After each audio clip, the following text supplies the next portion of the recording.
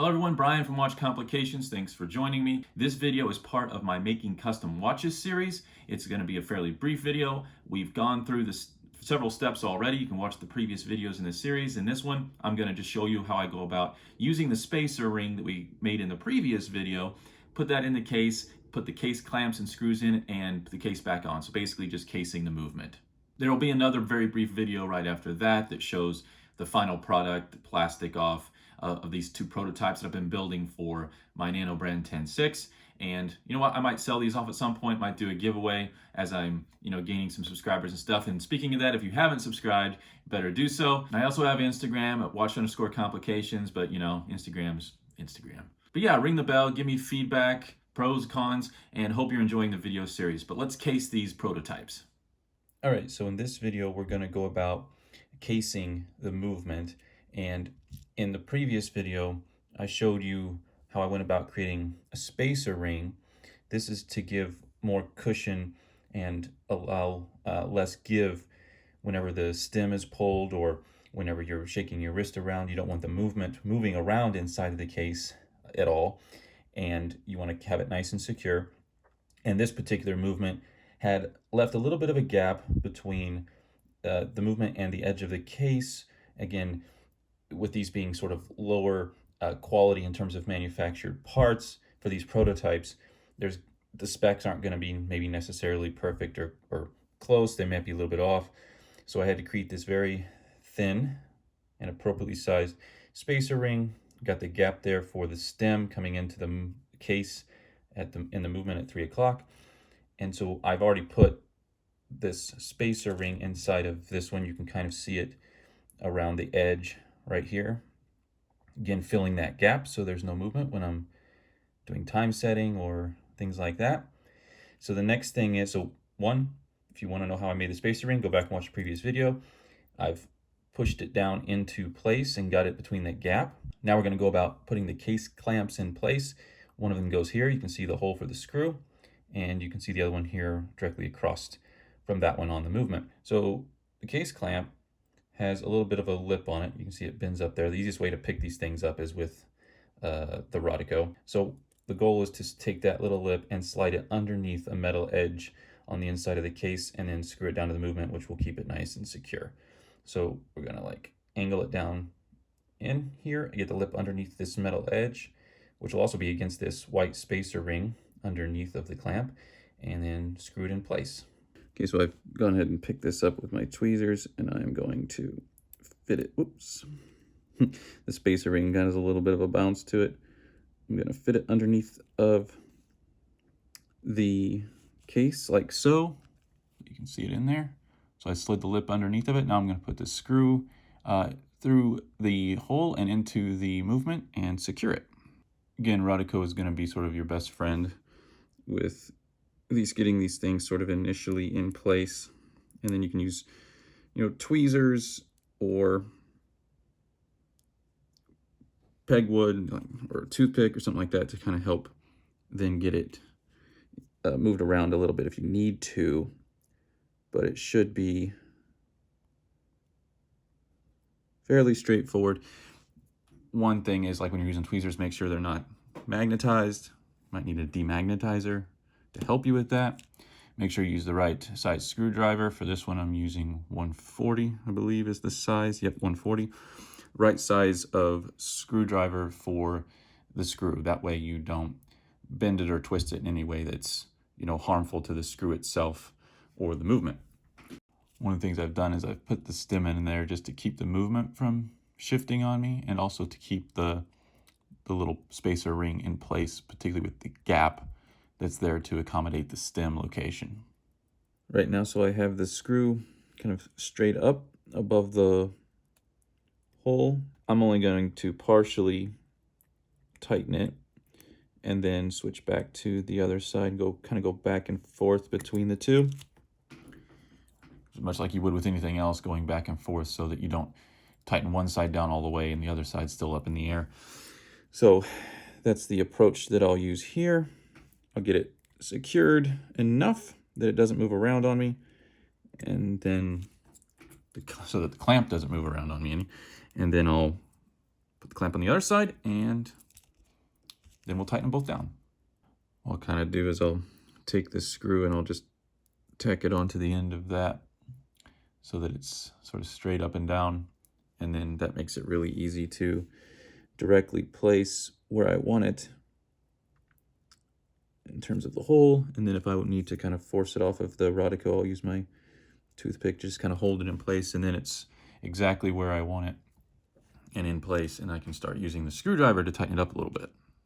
All right, so both of the screws are in place and only lightly tightened. There's one. There's the other one. And I will tighten these down.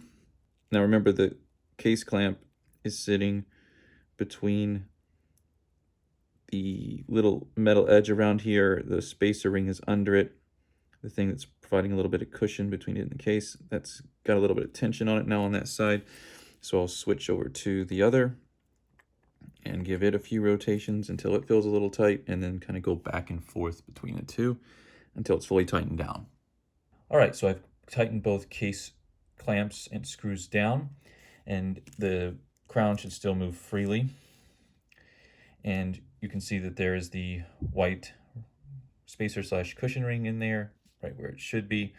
Again, so that once the crown is attached and I go pulling back and forth for time setting, or when I'm shaking it around on my wrist, it doesn't move around on me. That was just needed for this particular build. Again, these are prototypes, for building a couple of potential watches. This is what it looks like. Liking it a lot. I'm gonna give this a quick dusting. All right, the next thing I need to do is fully attach the crown and stem, and that is tightened with this screw right here. I'm gonna need a different size screwdriver for that job. You know what though, we're gonna go with the 100. And so I'm going to push the crown and the stem all the way back in.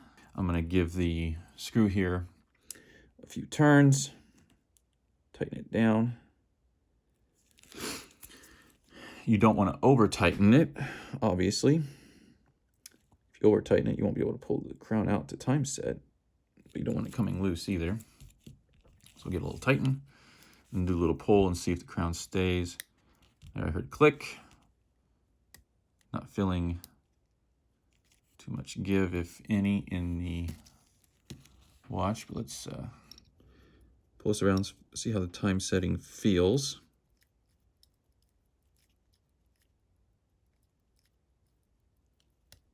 Clicks fine, pulls out the time setting fine. All right, so that's feeling okay.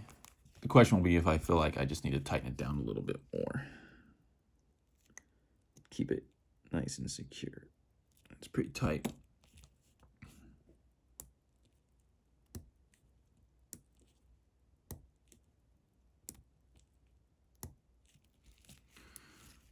Feels pretty good.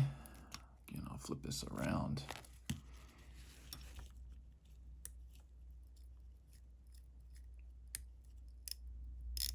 See if the winding works. Seems to do okay. Time setting, right there at 12. It's looking pretty good. Back in. All right, so now we're ready to put the case back on. What I've done is I've taken my cleaning cloth and I've gone around the edge a little bit, make sure getting lint oils off, take my little air duster, sprayed out the movement, spray off the inside of this. Just don't want any dust in there. These, if something's in there, I'll take it apart and clean it out. But even though these are prototypes, and I'll probably sell them off as prototypes, wear them around a little bit myself before I do so, take some pictures and whatnot, still keeping it clean so that it works fairly well for whoever might want to buy a prototype of this particular watch. And so let me get this situated in here and start screwing it back into the case. There we go. So I'll hand tighten this until I feel like I can't turn anymore, and then I'll get my case tool out, and give it a couple more turns and get it sealed down nice and tight so that, this isn't a particularly waterproof or extreme water resistant case. I would only get, splashing or a little bit of light rain on it, but still you want to have it sealed as much as possible. Okay, so I've got this case back screwed on nice and secure and tight.